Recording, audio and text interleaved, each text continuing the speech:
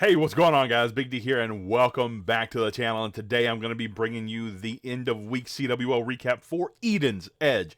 Now, for those of you looking for the Knights of Zion end of CWL War recap, unfortunately, I'm going to have to let you know that there will not be one for this season, not for this month, because we did rather poorly, and that's not why I'm necessarily not going to bring it to you, but we did so poorly, in fact, that I just don't feel it very necessary to show you how poorly we did. We had a lot of mishaps. A lot of people actually did not participate this season. They had things going on in life, vacations, and stuff like that, so they decided not to opt in. So we had a very wonky roster. On top of that, people like myself also happened to have a mishap where we missed an attack. Two people, in fact, and there were a few one-stars sprinkled along there as well. So I'm reluctant to tell you that we are not going to be showing you what happened in our CWL matches in Knights of Zion. We won a few, we lost most of them. I believe we won maybe two of those, and we fought hard, but we fought a losing battle after certain incidents. So I'm just going to bring you the one for Eden's Edge. The one for Knights of Zion is chalked up to an overall loss. We did not demote, but we didn't get very good standing either, and not a lot of triples, to be honest with you. So quite a few boring attacks in there. We're just going to skip over that and get into Eden's Edge. First up is going to be Hoosier here. A Town Hall 13, he's going to be bringing in a Queen Charge Hybrid for an attempt at a 13v13 triple. Let's see what he's going to do. So he sends in a Yeti down here at about 4 o'clock, 4:30-ish, sends in some balloons, some Coco Loons for a Baby Dragon. Baby Dragon going to go over here and try to get some value, get a funnel created, and then he sends his Queen in down about 5:45, almost 6 o'clock to try to break into the base. Super Wall Breaker in, got the healers in after a Coco Loon. Now, it looks like the Queen is going to walk at this point in the raid. It looked like she's going to go for this gold mine and then up to the Dark Elixir Drill. Luckily, she goes back in just where Hoosier wanted her to, gets these storages. Now, right here, breaking into this compartment gives her access to all kinds of things. The Clan Castle, most importantly, got to take that out and set the funnel for his hybrid portion. So she's going to get, I believe, 2 Expo. She gets the Clan Castle. She gets the multi-target Inferno, the Scatter Shot. Huge value. Now, luckily, right here, the Queen targets the Hound first inside of this rage. And what that does is it allows Hoosier to hold on to the poison until the Hound pops and perfectly place it over the Queen, where most, not all, but most of the pups die off to the poison spell. And that's the best possible case for this, is to pop the Hound first and then drop the poison, rather than dropping the poison for the Ice Golem that doesn't really need to be poisoned in the first place, which a lot of people do. But, you know, the proper way to do it would be to take out the Hound, and once the Hound is finally taken care of, then you drop the poison, unless, of course, you're dealing with an enemy Queen or something that you also want to poison during that fact. So the second layer wall break came in a little early, and he brought over the Queen. Queen going to take out the air defense, not before losing a healer, but that is okay. Now, the barracks and hybrid actually already coming in toward the town hall. Wow, a tornado trap comes up. The Tesla farm is there as well. Has to heal over the hogs and the miners, almost losing all of his troops there in the core. Now healing up inside a heal spell, pops a Warden ability to take care of the Town Hall and tank all that damage from the Giga Bomb, as well as Eagle shots coming in. Queen taking out the enemy Eagle, still having 1 scatter shot to deal with. No spells left at this point inside a heal, but full health and full health hogs and miners running through the base still. Queen charge still up. She already used her ability though, so it's looking a little bit slim. Hogs getting roasted by the wizard tower. Still have a little bit of health, but they're going to get taken care of by the point defenses. But the miners and Queen should be able to take the rest of this base on. The Queen being full health, having 4 healers on her. I believe these 2 point defenses won't be enough even without the miners, but they're going to clean this up. And he did pick up this triple 13v13 with the Queen charge hybrid, and without taking a Yeti bomb in a blimp as well. So kudos to Hoosier for this hybrid triple at Town Hall 13. All right, that last attack was in War number 5. War number 4 was actually so bad mismatch for us. We had a lot of Town Hall 10s versus 12s and 13s at their bottom.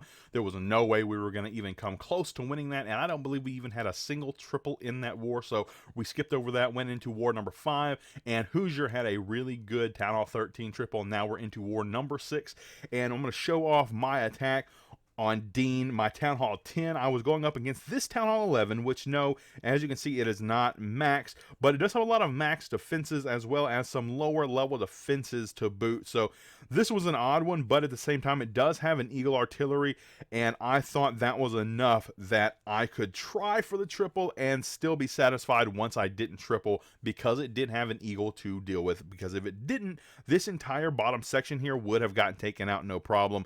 And you know what, hindsight, I think I actually probably could have taken this based on if I did go ahead and electron into this bottom compartment. I could have loomed into the Eagle originally inside of its radius, inside of its dead zone where it could not target my balloons, and then Sui Hero just like I did. So let's go ahead and show you what I did to take out this base though. So I'm going to send in a Coco Loon over here at 9 o'clock and then blimp in this way. Now, notice I do have a Rage and 2 clones, but also a heal spell down there. So I'm actually going to go ahead and double clone for the Electron, of course, but I'm not going to drop the Rage because I thought I could get enough value without the Rage spell that it was worth using the Rage for the Lalo portion. Now, I was actually hoping to get a little more value than I did. My Electro Dragon was supposed to come take out the air defense up here. I was willing to drop the Rage for that fact, but it was taking a bit too long, and I had to drop the King and Queen for the Sui portion over here at 3 o'clock, taking down the Dragon and Balloons out of the Clan Castle into the Poison. King going to pop his ability and run up toward the enemy Queen. That's only level 13, but nonetheless, she does need to go down. Now, the Queen is going to step up to the enemy Clan Castle and physically take it out as the King tanks and dies off, running up, grabbing a little bit more percentage. At this point, I've already taken out 35% of the base, and the Electro Dragon is still moving strong. Lalo coming in at 6 o'clock. Now, this is where the heal was for because of that multi-target Inferno. Now, hindsight, I think if I had used this Rage here and swapped it for 2 haste spells, I would have tripled this base. But spoiler alert, I actually don't even triple 10v11 here. But we're going to get into that at the end of the raid. My second hound pops here. My balloons get caught by the tornado trap, unfortunately, and that's where I used my Rage to try to push through this as fast as I could. Unfortunately, not a lot of value in this Rage spell, and I probably should have hasted first, raged at the end here with all of this stuff up here, and I would have had a closer shot. But either way, I think the Rage was unnecessary during this attack anyway. So balloons moving into the last few defenses. 2 balloons coming in for the Archer Tower, but at this point, all my balloons are getting roasted by the Air Defense and the Wizard Tower. Now, the minions are going to clutch the Town Hall, of course. I'm looking for at least 2 stars, 10v11, so that's the real goal here. But now, 2 defenses remain on the base, nothing but minions and pups left over, and I'm looking to try to triple it somehow, get enough damage on these defenses where I could try to triple it with what remained. Now, the Wizard Tower is one shot just about, and the air defense there is about 3/4 health, but I thought maybe if all this stuff was clear that the minions and pups could get it done. Unfortunately, they do not make it all the way in there. The Wizard Tower does go down. The minions are going to work on the storages, which have a lot of damage on them already. One goes down, the second one goes down, and then the minions turn around to face the enemy King. As they're distracted, the air defense is going to take them all out, and I'm going to end up with a 99% 2-star this CWL. All right, here we go. This is going to be Rutger on his Town Hall 11. He's going to go for an 11v11 attempt with a P.E.K.K.A. Smash. Let's see if he can smash his way through this base. What is he going to do first? Let's see. Balloon comes down. So that's a Coco Loon. Okay, for an Electro Dragon, going to try to get a funnel set down here at the 6 o'clock. So I assume pushing straight in for the Town Hall, dealing with the Eagle at the end. King comes down to set another funnel and a P.E.K.K.A. as well, trying to wrap that around and probably send the majority of his troops right through the center into the core where the Town Hall is. And if you can make it to the Town Hall compartment, actually, you can reach the Eagle over the wall with the boulders and the Queen. Now, everything working through. Queen comes down, and where's the Grand Warden? There we go. Grand Warden in, strengthening these troops. Early rage. Gotta get this wall wrecker through here. Wow, 3 hogs and a dragon in a defensive clan castle. That's probably a no-no. But you know what? I guess they had no time and just had to fill it with something. So hogs are better than nothing, that's for sure. Nothing is pretty darn bad. But Queen gets through the dragon in the clan castle. Valkyrie's coming out of the wall wrecker, as well as boulders in the core here with a Yeti, it seems, in the clan castle as well. Not a lot of base left, but also not a lot of troops left, so they're over halfway in. Queen still has her ability here, has some healers working on her, as well as the max Yeti out of the clan castle. he and his Yeti Mites are going to do a bit of work to the back end of this base, while this P.E.K.K.A. right here is tanking a lot of the DPS.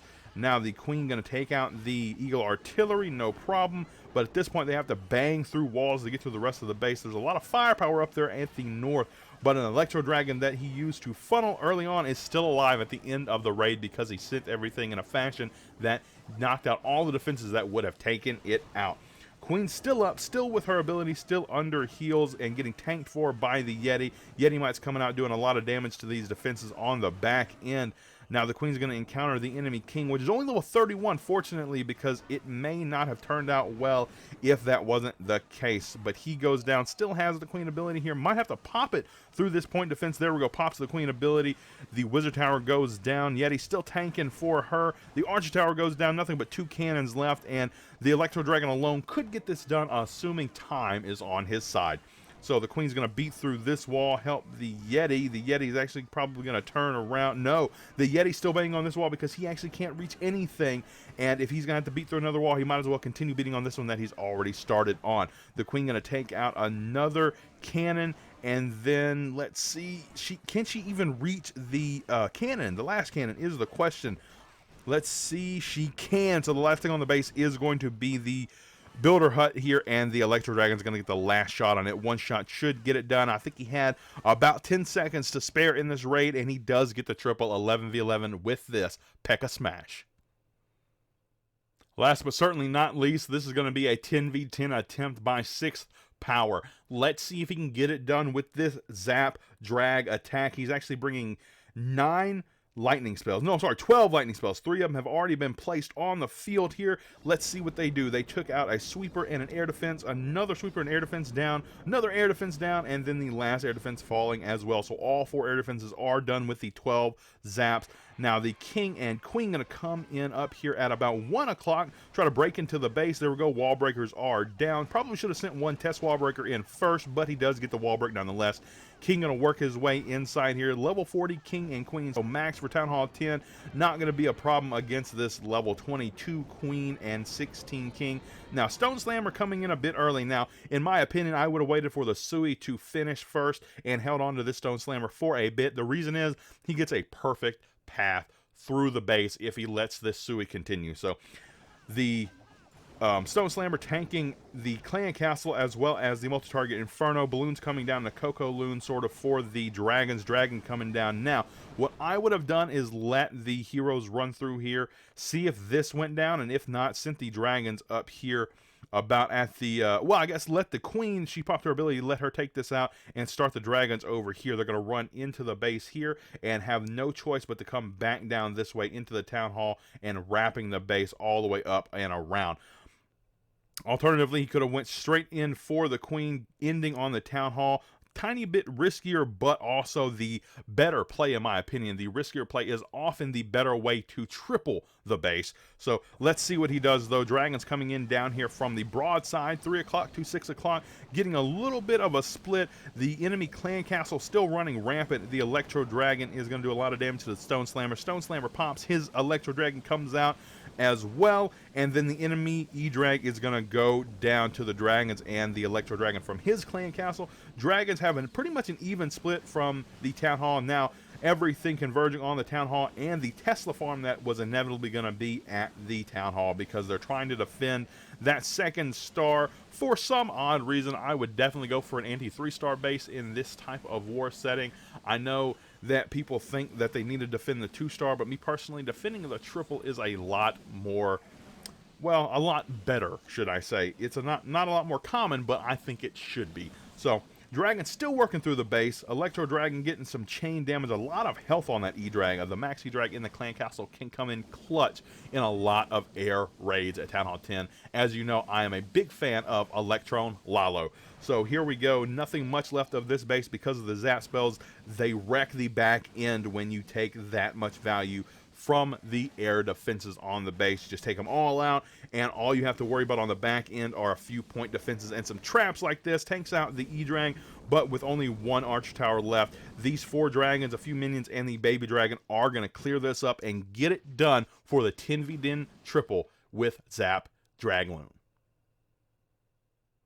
So as you can see, we did stay in Crystal 1 this season, as we probably will for a very long time, until a lot of us over here in Edens get up there in the Town Hall 12 spectrum, and we're going to have a lot of Town Hall 12s just to even get close to going up to Master League 3.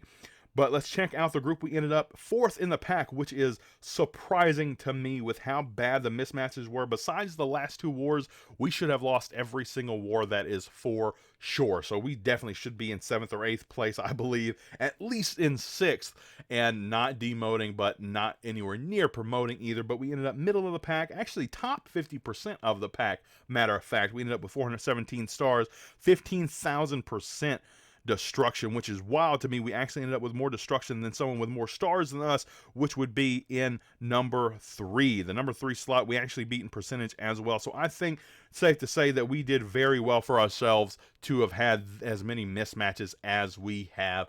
But thank you guys for tuning in to this Clan War League recap of Eden's Edge. You are all amazing, and I'll see you in the next one.